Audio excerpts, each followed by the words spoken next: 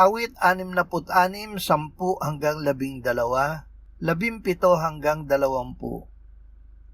Sapagkat ikaw, O Diyos, ang sumubok sa amin, sinubok mo kami na gaya ng pagsubok sa pilak. Iyong inilagay kami sa lambat, nilagyan mo ng malupit na pasahan ang aming mga balikat.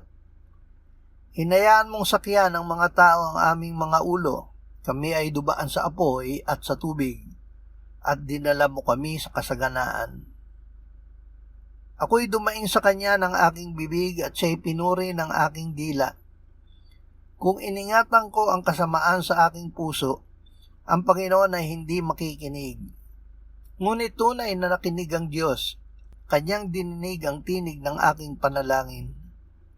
Purihin ang Diyos sapagkat hindi niya tinanggihan ang aking panalangin, ni inalis ang kanyang tapat na pag-ibig sa akin. Ang pagsubok at katapatan ng Diyos. Ang tunay na ugnayan sa Diyos ay dumadaan sa mga pagsubok, apoy at tubig. Ngunit ang Diyos ang umaalalay sa atin upang hindi tayo mabuwal. Pinakikinggan niya ang dalangin ng mga may malinis na puso at hindi kailanman iniaalis ang kanyang tapat na pag-ibig.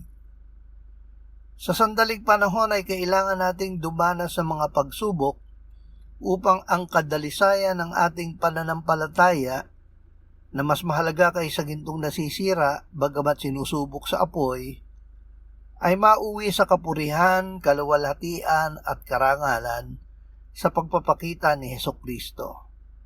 Sa'y gabay at aking tagapayo sa gitna ng magulong mundo.